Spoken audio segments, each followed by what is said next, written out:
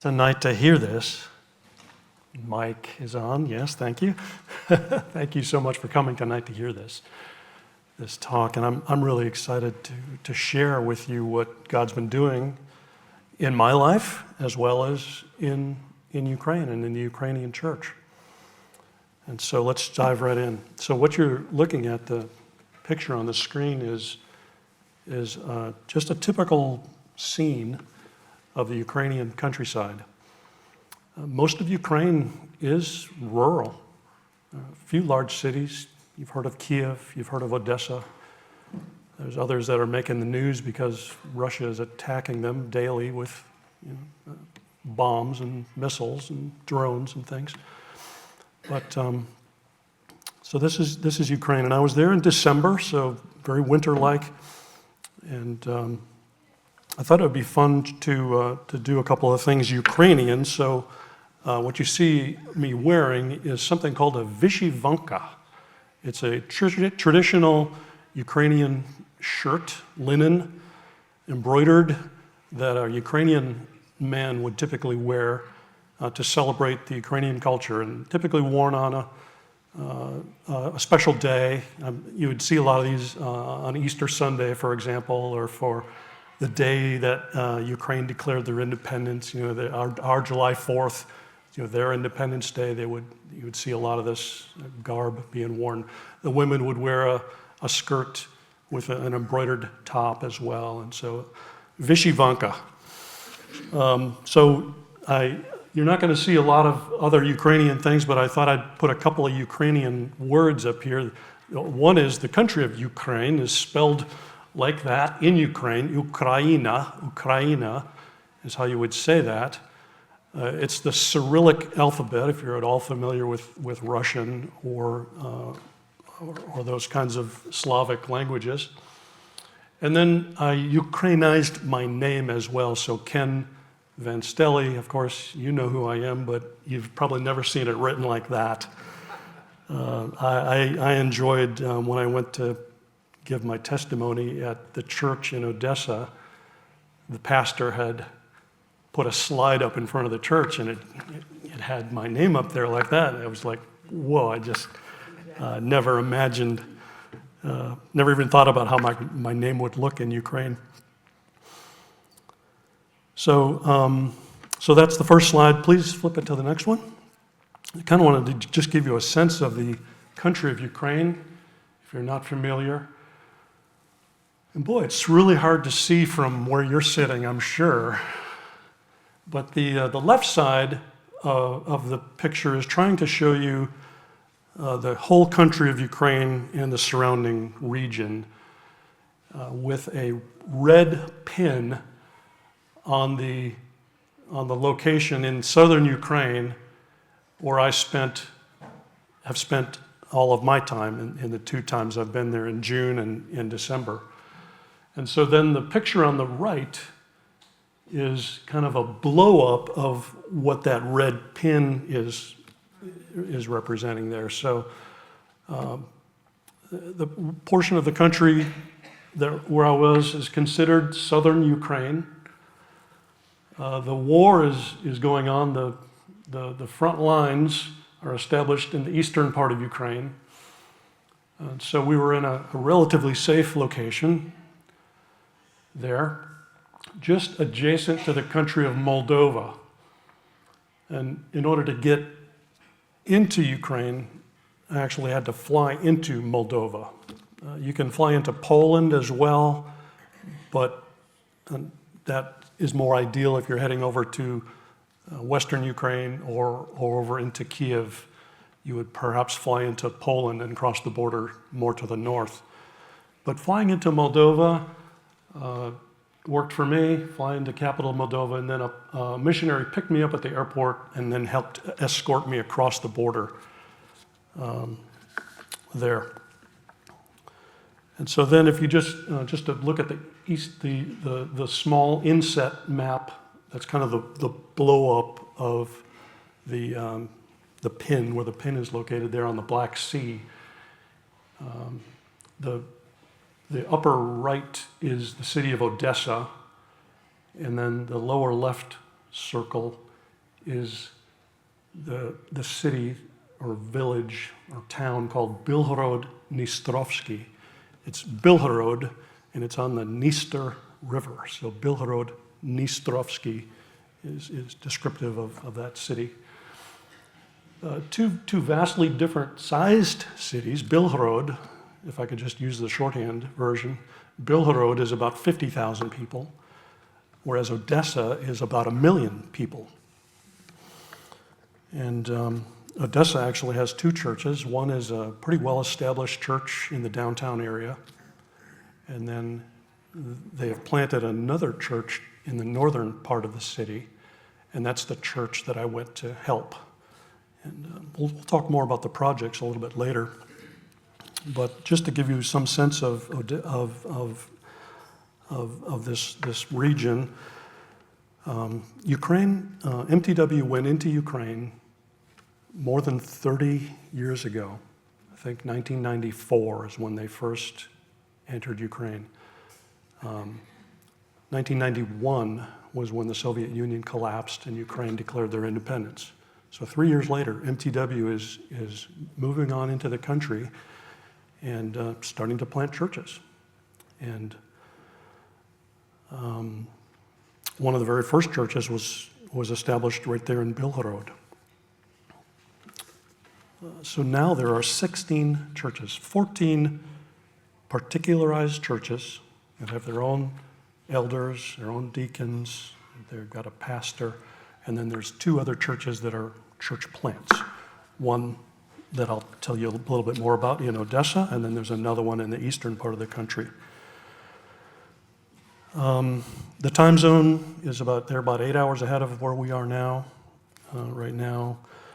The primary religion across all of Ukraine is Eastern Orthodox. There's several different, hierarchies represented. There's a Russian Orthodox.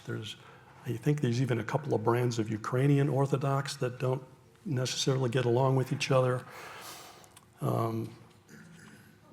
But it's all very traditional. People go there to worship, as Gardner described the Greek Orthodox Church, very similar. You go to light a candle, you kiss an icon, you hear the priest chanting in some language that you may or may not understand, and so it's all very mechanical, and there's just no heart there. Languages that are spoken, you will find a lot of Russian still being spoken in the country, but it is dramatically shifting as more and more people are obviously reacting to what's going on and switching to Ukrainian. And so you may think they're the same language, but they're vastly different.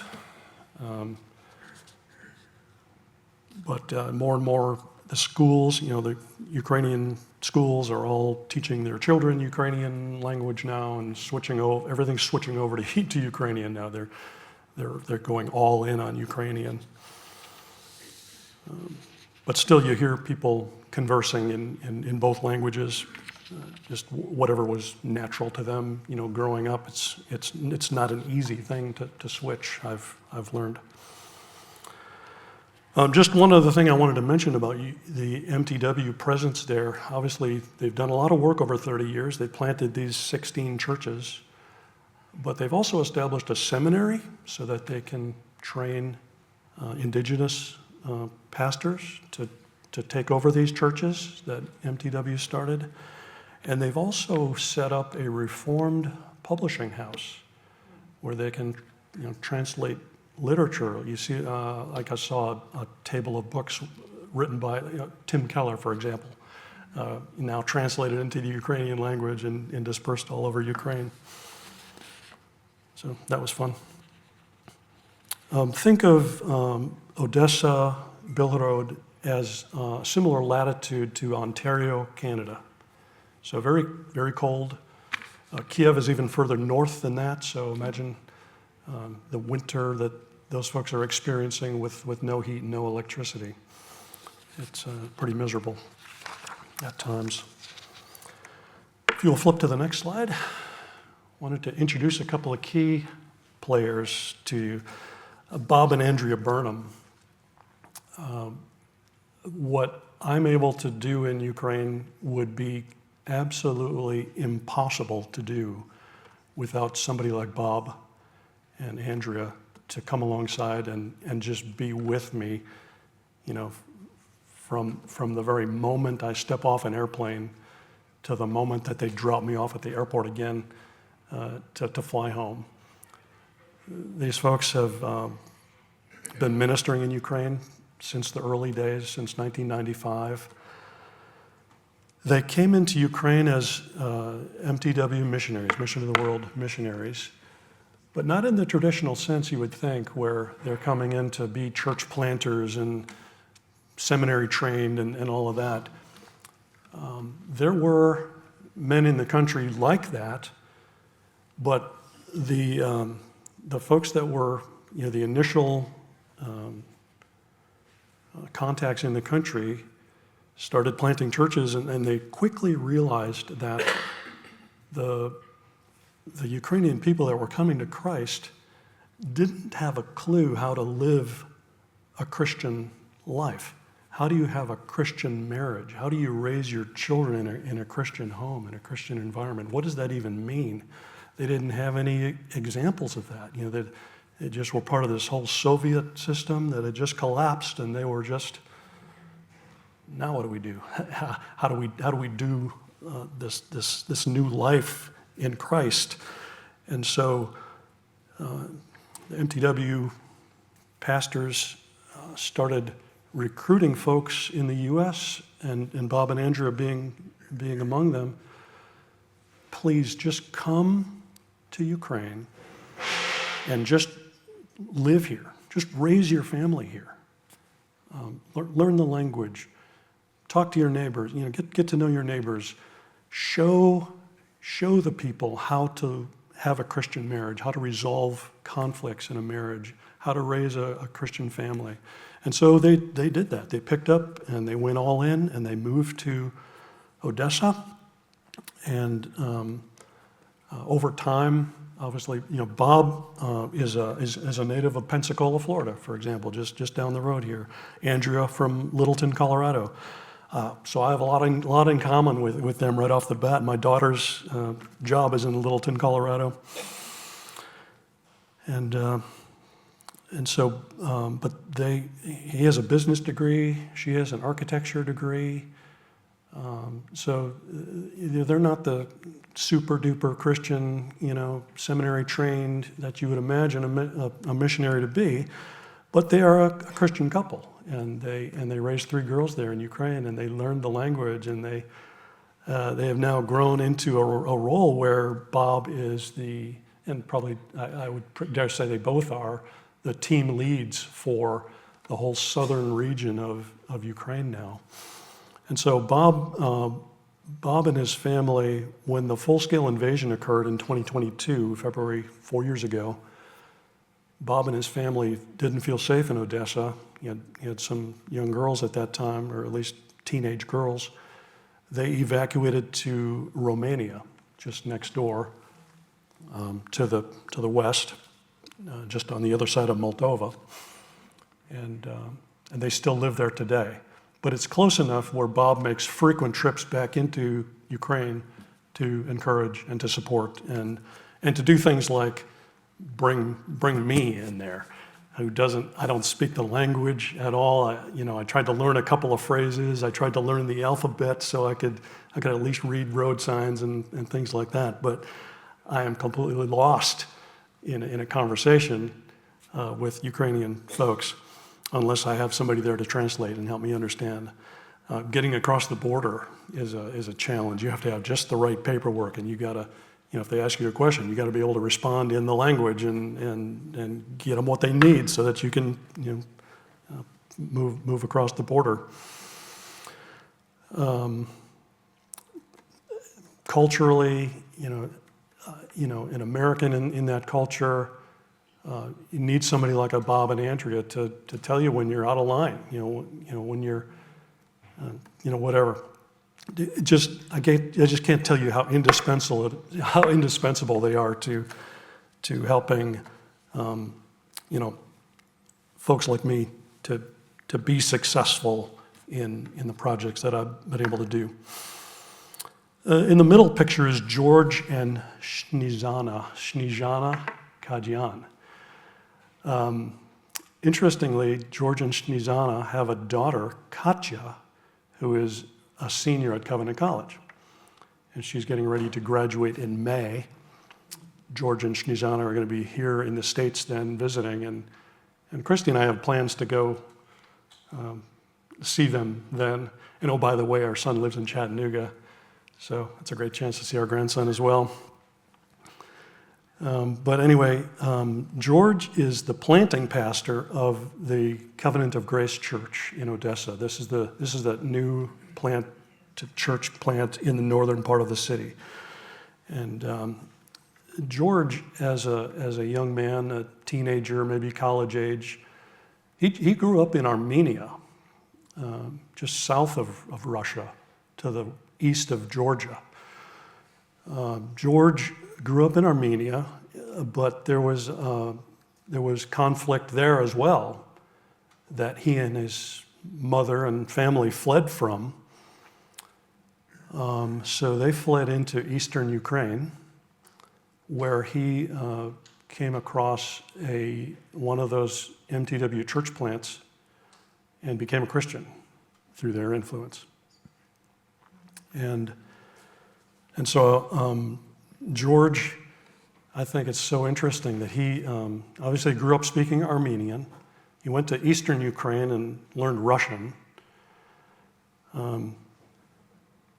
They had to flee eastern Ukraine, obviously, when Russia invaded in 2014. That's when the war started. From the Ukrainian perspective, the war started in 2014, not 2022.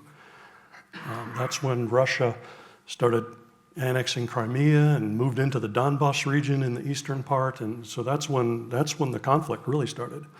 George had to flee that as well, so he fled to Odessa. Second time he had to flee a conflict. So George speaks Armenian, Russian, Ukrainian. He's not expert at Ukrainian, but he's getting close. And he speaks English. He's, again, not expert at English, but he's pretty good. And so he can share the gospel in 4 different languages. Oh, and he's a pastor too, so he speaks, or not speaks, but he at least knows Hebrew and Greek as well. So at least 6 languages this guy's pretty fluent in. It's pretty amazing. And George is, when Russia invaded, and then the full-scale thing happened in 2022, and they just came in gangbusters all across the country, and they thought Ukraine was just going to roll over. And so, they came to Odessa and started knocking on the door of Odessa before Ukraine's army drove them back to the east, right? So the folks that lived in Odessa, like Bob and Andrea, they left the country. Half of George's church left. A church plant, you can imagine 50 to 70 people total, 30 people leave, 30, 40 people leave, you're left with half a church. And so he has been since that time rebuilding. He stayed, he and Snezana stayed. I think they maybe left town for a couple of weeks, but then once they felt like it was safe to come back, they came back and they kept ministering and kept working to rebuild. So very faithful. George is very, very much eyes open. He knows that if Russia advances and takes the city of Ukraine, they're going to come after the pastors first. And he says, this is a quote from him, "If they come, they will kill me." So he knows the danger he's under. So that's George and Snezana, dear, dear people. And so then finally on the right side of the page is the pastor Sergei Betin and his wife Luda. And they're in the Bilhorod church. They're the pastor and his wife in the Bilhorod church. So this is an interesting story. Now I'll take you back to 1994. MTW wants to go into the country of Ukraine. A bunch of guys like me that don't speak the language, so they hire interpreters, one of which was Luda. Luda's Ukrainian through and through, but she studied English in college. She got a degree in English from a Ukrainian university. And so she became a translator, and she was hired by MTW, and she's translating for these pastors, and they're sharing the gospel, and she becomes a Christian through that whole thing, because she's translating the gospel, and it penetrates her heart. And then she brings it home to Sergei, who's not a Christian either, and he doesn't want anything to do with this woman, So what does he do? He gets out a Bible, and he's going to disprove everything and try to talk his wife out of it. And through that process, he becomes a Christian. And so together they're so passionate about this newfound faith in Christ that Sergei, who is a practicing medical doctor, decides to give that practice up and go to seminary and become a pastor. And so the very first church plant I mentioned earlier was in the city of Belgorod. Sergei was the pastor of it, and Luda right by his side. Luda has since become really interested in counseling, mental health counseling, and so she has taken over that whole region. There's a center in Odessa that she is now the director of for mental health counseling, and she has a vision to establish mental health, a smaller mental health center in the city of Belgorod, because it's too difficult to get to Odessa for those folks. It's at least an hour and a half drive. There was a shorter route over a bridge that has now been, bombed too many times, and it's unsafe for the public to go across it. So they have to kind of go around a roundabout way, and it takes them an hour and a half to get there. So Luda says, why not develop a counseling center right here in the city of Belgorod? And she did that. And then she had a further vision to establish this center for rehabilitation, long-term rehabilitation of war veterans that are going to be starting to come home and are starting to come home. They're, some are injured and can't go back. So she is there to try to set up this counseling ministry, a long-term place where they can live and experience, in-depth care over a long period of time. And so that's a much bigger project that they needed help with, and so that's why I first started getting involved in Ukraine to try to help them establish this Christian counseling center, long-term rehab counseling center. They're amazing to me. Sergei, with his medical background, another vision. They're just so visionary. I guess that's what I mean by amazing. They're so visionary. Sergei wanted to establish a Christian clinic, Christian medical clinic in the city. So he did that. He had the right connections. So MTW helped him, find the building and set that up many years ago. And there's been quite a number of medical mission teams that have come to help get that clinic up and running and established. And so that's just another ministry that these folks are involved in and trying to help their community find Christ. All right, next slide. Incidentally, Bob and Andrea are also excellent photographers. So all the photos that you see, I give photo credit to basically Bob and Andrea. I might have snuck one or two in there myself, but I'm not the photographer that they are. So if you would please, instead of let's doing the words, let's show the video next. It's about 3.5 minutes or so.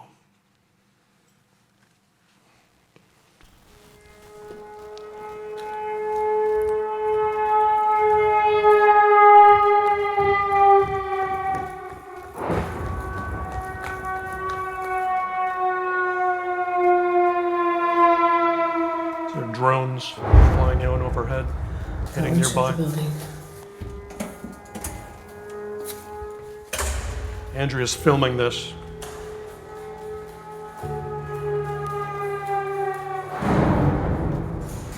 That was really close.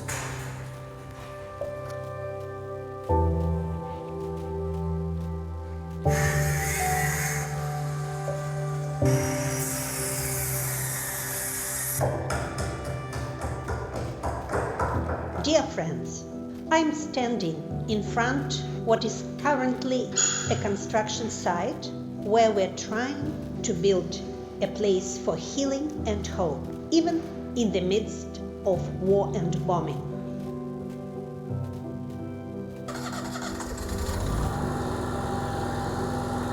Probably you hear the generator is running now. We use generators because Russian attacks have taken out over half of Ukraine's power capacity, and we are forced to supplement our power supply to be able to continue building. Many of you may think that it's odd that we are building. You see pictures of Ukraine and all the destructions.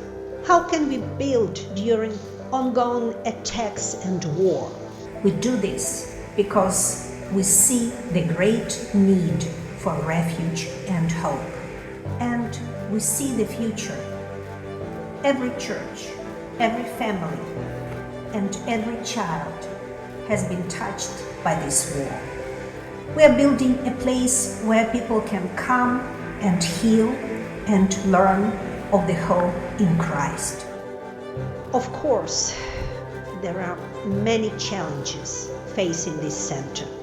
Electricity blackouts, finding builders who aren't serving in the army, and daily missile and drone attacks. But we're building to bring gospel healing to the people of Ukraine. Your gifts and prayers are helping us to do this. You are building this with us, even from thousands of miles away. We hope that many people from our Ukrainian churches will be able to see Christ and find rest in Him in this place.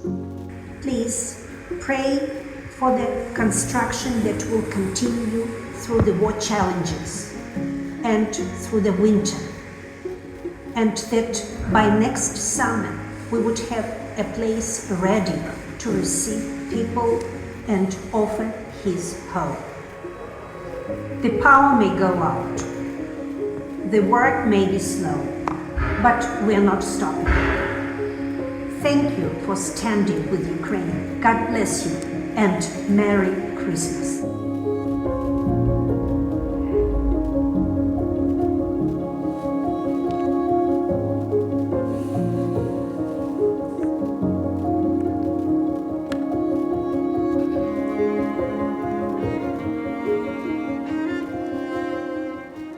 All right, so that was Luda Betten speaking from the site where we're building this rehab center in Ukraine.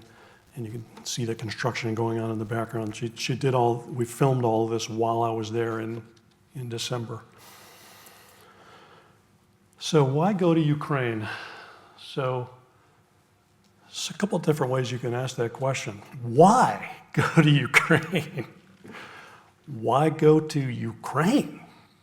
You know, right? So when I first said last spring that I wanted to go to Ukraine, I think I got a lot of incredulous looks. What are you thinking? Because obviously it can be a very dangerous place.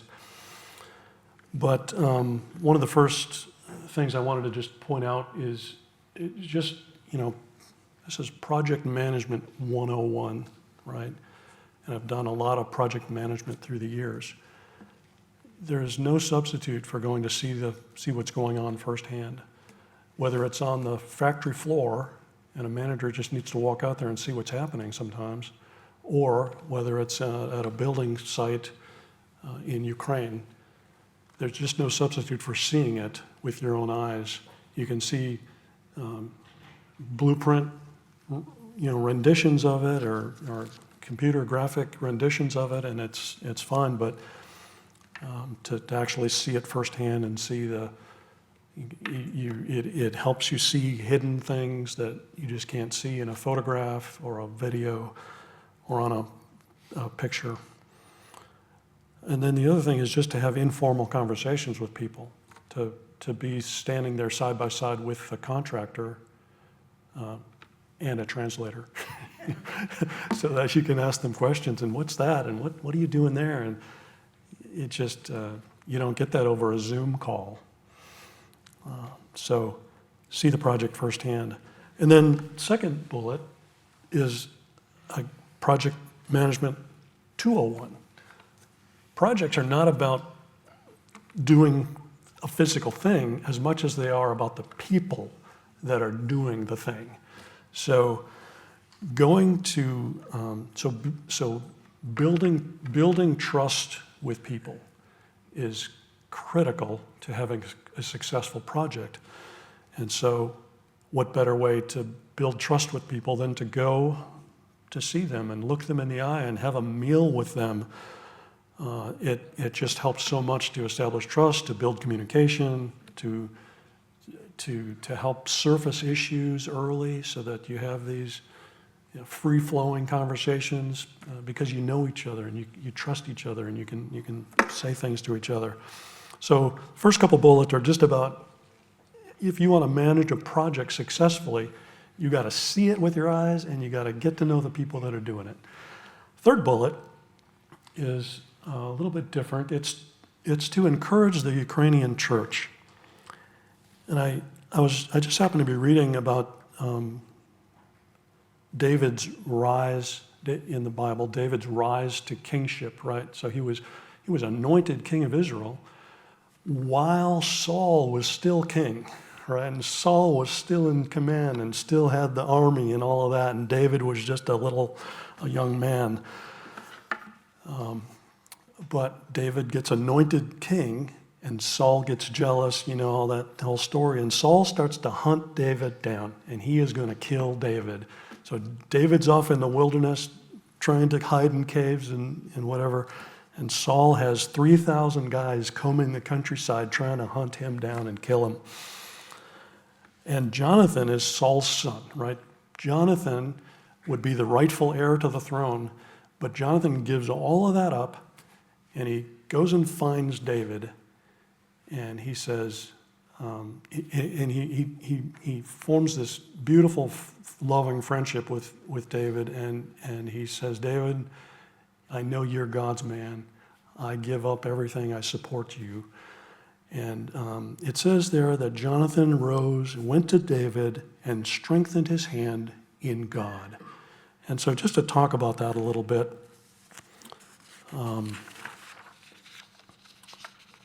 missionaries will rarely tell you directly, man, I'm really discouraged right now, right?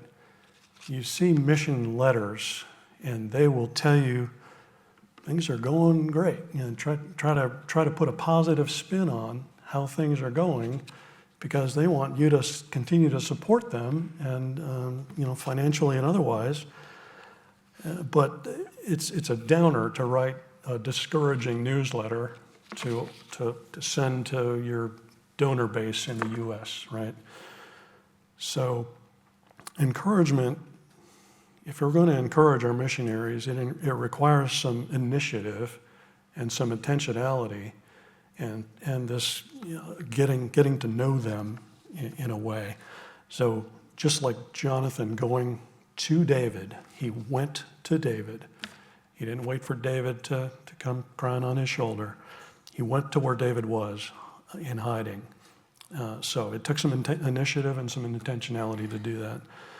And so if we're going to encourage our missionaries through emails, through handwritten notes, through care packages, through visits, if appropriate, financial support, obviously, but prayer, perhaps one of the most important ways we can support our missionaries is through prayer. But we have to be able to pray specifically and informed. So we need to know them so that we can pray for them better, more specifically. And so encouragement needs to be rooted in God. It says David encouraged his, what did it say? Jonathan strengthened his hand in God. So we go, we remind our missionaries, our pastors of God's sovereignty. God's got this. No matter what's going on around you, God's got this. Confidence in Christ's kingship and lordship. The story, we know the end of the story. It ends in victory. So cling to that. That's our hope. And then certainly, just communicate the certainty that God's word never returns void. So continue doing what you're doing. Understand your discouragement, but God's word is powerful and will do its work. And so those are just ways that we can and should be encouraging our brothers on the field. And so I had the opportunity to do some of that with our Ukrainian church, and that was a sweet thing to do. Next bullet, to care for our missionaries and church planters. So not just verbal encouragements and prayer, but practical help, if possible. So how that applies to me, pastors are trained in a lot of different ways, but typically not in construction or building projects. That's something I happen to know a little bit about through my career in the aerospace industry.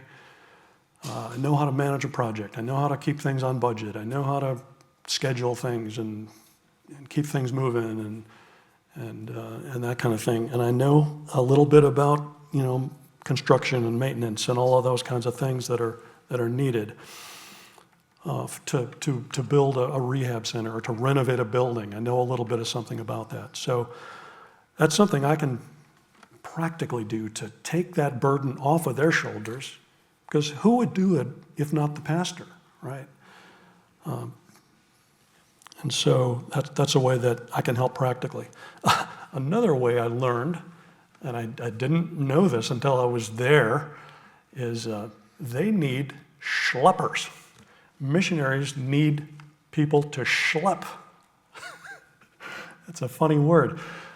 But what they needed me to do for them, do you have any room in your suitcase to carry these packages back to the U.S. to mail for me? So that's the schlepping part of it. I had to schlep for Bob and Andrea so that they could mail Christmas gifts to their daughters who were in America and to their donors and things like that.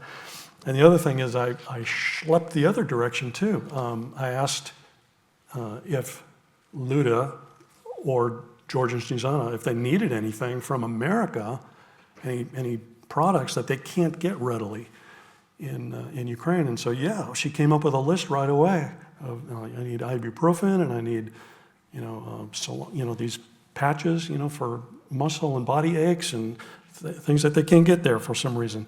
And so I loaded up my suitcase with all, any spare corners I had in my suitcase, I loaded up with all this stuff and delivered it to Ukraine. So practical help, caring for our missionaries and church planters. And then finally, is to talk about Ukraine and what God is doing there and encourage all of you as it's been encouraging to me. So I'm trying to do that, bring back stories of what God is doing to grow his kingdom in another part of the world that we may not all be familiar with. All right, so next slide, relationship building. And this is in Odessa. And the first picture you see there on the left is me in front of the little church plant in Odessa, the Covenant of Grace Church, with George standing by to translate for me as I speak. And so I shared my testimony, there, but then I also wanted to know why, again, why are you in Ukraine? What are you doing here? What are you doing? And so many of you know my story, and I'll just tell it briefly here.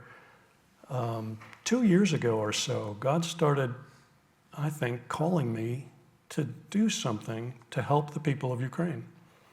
And okay, that sounds interesting. I'd like to do that, but I don't know what in the world I can do. I'm here in America. I work full time, and I just don't know. So I kind of shelved that thought. But God wouldn't let me alone. He kept coming back to me. Why don't you do something for the people of Ukraine? Maybe you can do something to encourage them somehow. And, okay, God, I hear you. I still don't know what to do. Because I got my hands full. I'm working 50 hours a week at this job, and whatever. So lo and behold, a year and a half ago, God solved that problem for me. He had me forcibly laid off from my job that I had for 38 plus years, and it happened in the blink of an eye. I didn't see it coming. All of a sudden, my boss called me into his office, and boom, I was out the door 15 minutes later. And okay, God, I don't know why you did this, but help me understand what to do next. And so God kept pushing me in the direction of helping Ukraine.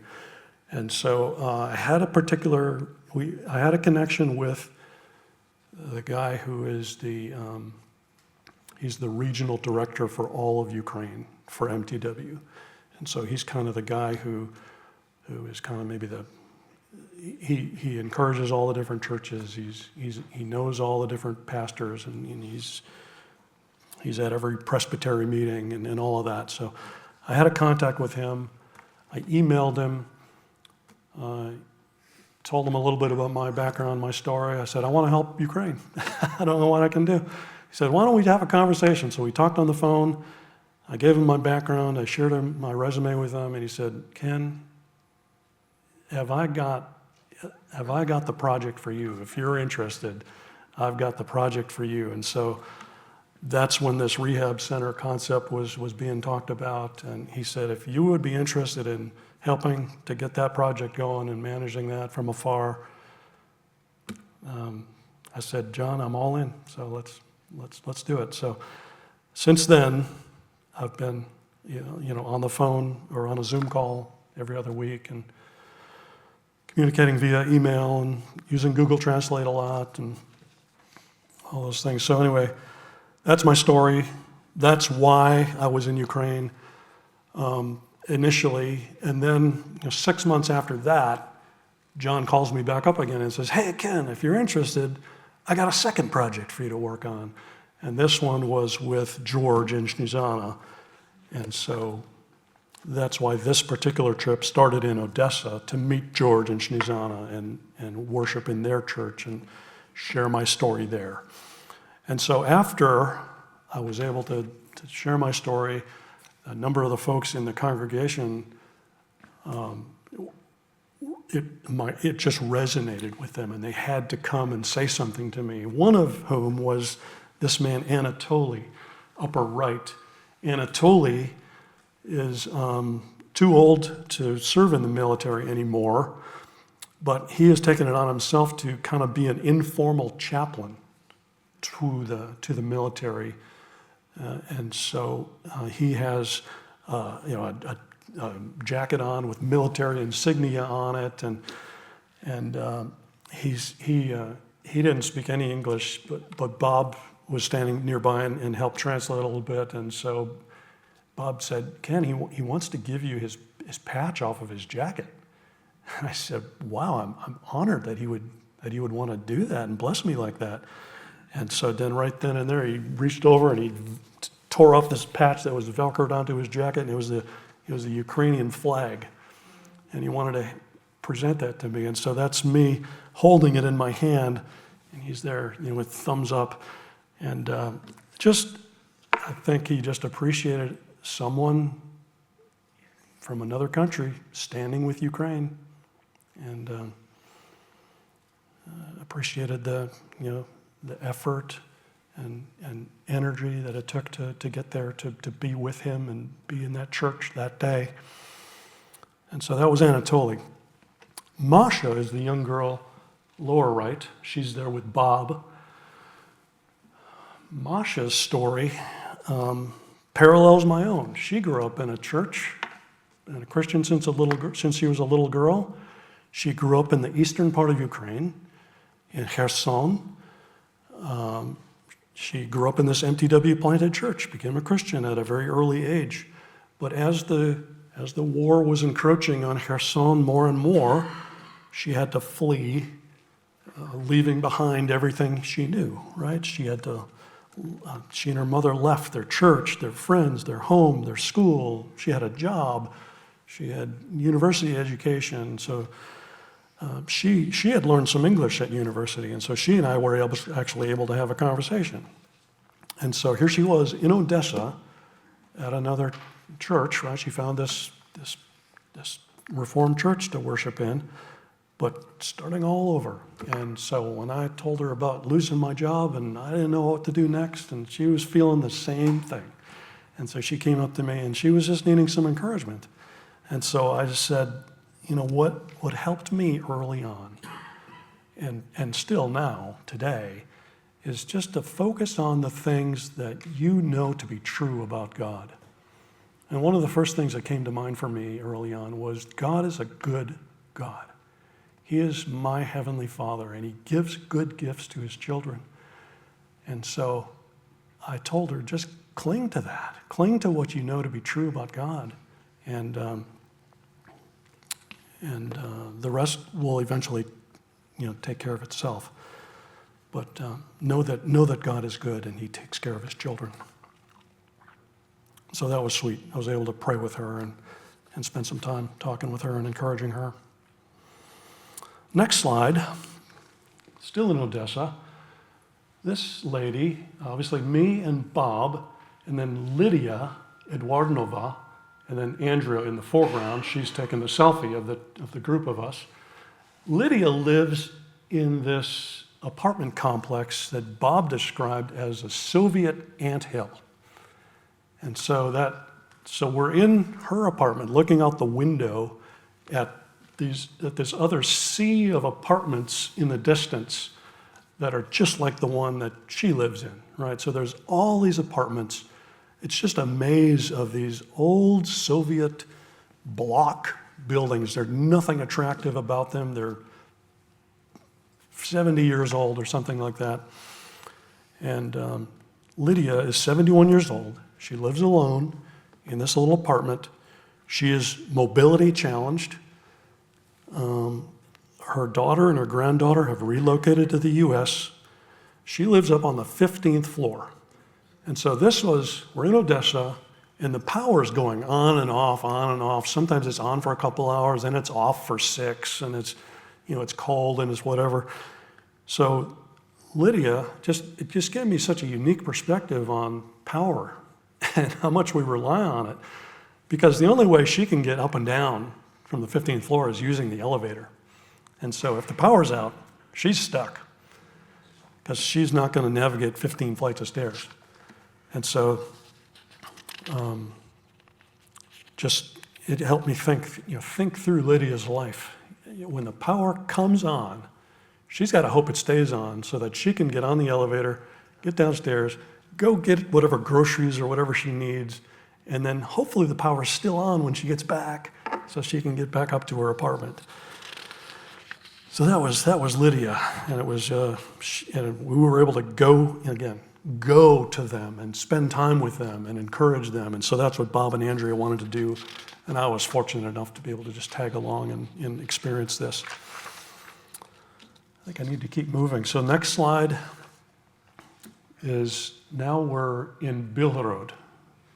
So we've left Odessa, we're in Bilhorod, and we were in Bilhorod about a day before I had to leave the country again. So at this table is again, more relationship building. So Luda in the foreground on the right, Sergey, her husband, next to her. Then Pavel is the next guy I wanted to introduce you to. Pavel, or Paul Shimoda, he's an elder in that church in Bill Road. His story is very similar in that his wife was a translator for those early MTW missionaries, and she became a Christian through translating, just like Luda did. And so now here they are, they've helped to get this church plant to become particularized, and now Pavel's an elder there. But Pavel has unique skills in that he is in the construction industry. Yeah, I think he has some electrical background, and so he is able to spend time at this renovation site where all this construction work is going on. And so he's kind of the eyes and ears and the boots on the ground, if you will. And so he's a guy that, again, he and I don't speak the same language, but thanks to Google Translate, we can send each other emails and poof, we should understand each other for the most part. And so that's Pavel. He's boots on the ground. He's my main point of contact in communicating construction stuff. And then next, across the table then from him are the two contractors, the lead contractors, Vadim and Igor. Interesting thing about these guys is they have a waiver from fighting in the war, in the army, joining the army, because they have 3 or more children. And so, you know which guys in Ukraine have typically 3 or more children? It's the Baptists.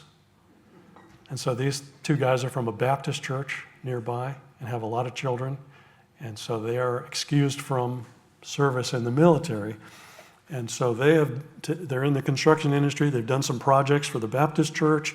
They've done some previous projects for Luda and Sergei. And so they were obvious choices to tap on to do this project in Billerud as well. Flip to the next slide. This is just a little bigger view of that early slide I showed with Billerud off on this side of the Dniester River and Odessa on that side of the Dniester, and then the Black Sea here in the lower right. So now let's talk about the projects just a little bit.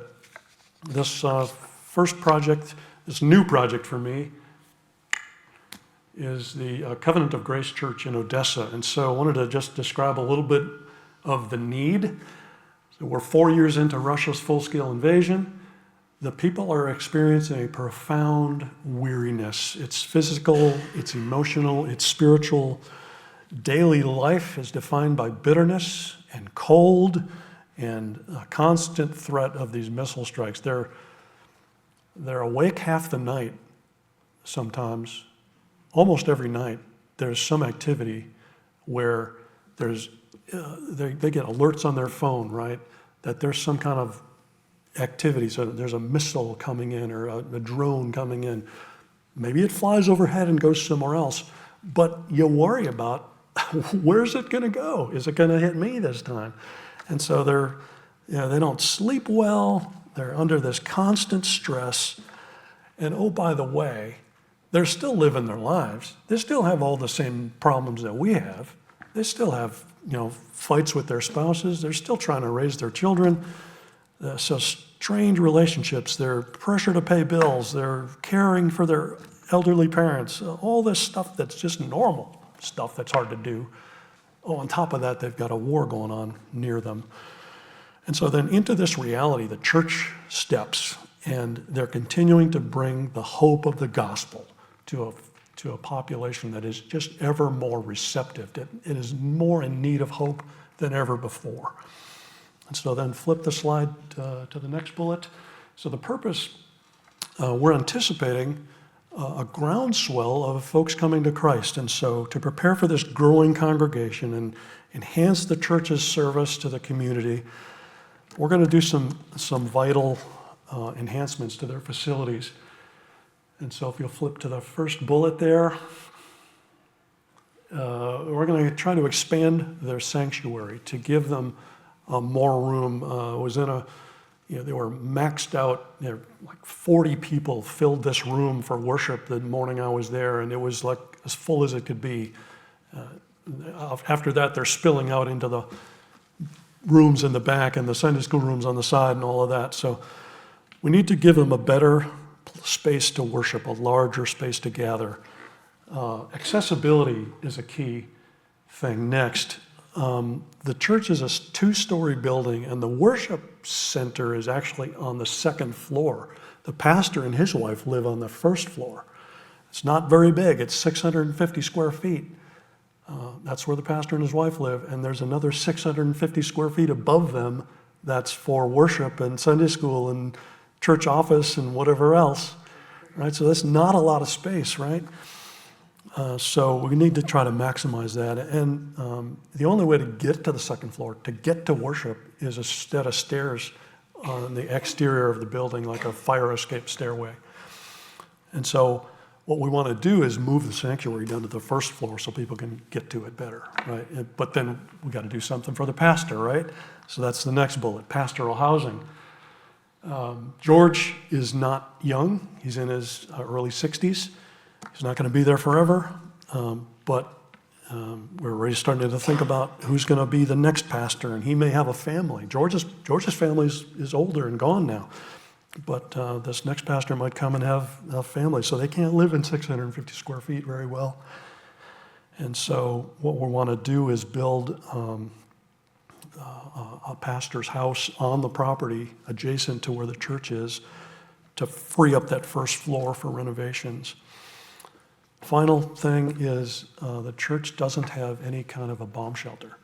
And so we're envisioning a dual purpose. Call it a bomb shelter today, but call it a fellowship hall tomorrow, right? When the war's over. And so we're going to, right next to the church, dig a basement that's going to function as a bomb shelter, fellowship hall, and then build the pastor's house above it, adjacent to the church, and then renovate the 1st floor of the sanctuary. Renovate the, whatever their kitchen, their dining room, all that stuff is going to get torn out and call it a worship service, their worship space instead. So that's what we're doing. The next picture gives you an artist's rendition of what it's going to look like. And tried to just show where the existing structure was and what we're going to add on to the side of the church building. So next slide. And this is a picture on the left of George and I standing in the space where that new construction is going to take place. They're going to dig that basement bomb shelter right where we're standing.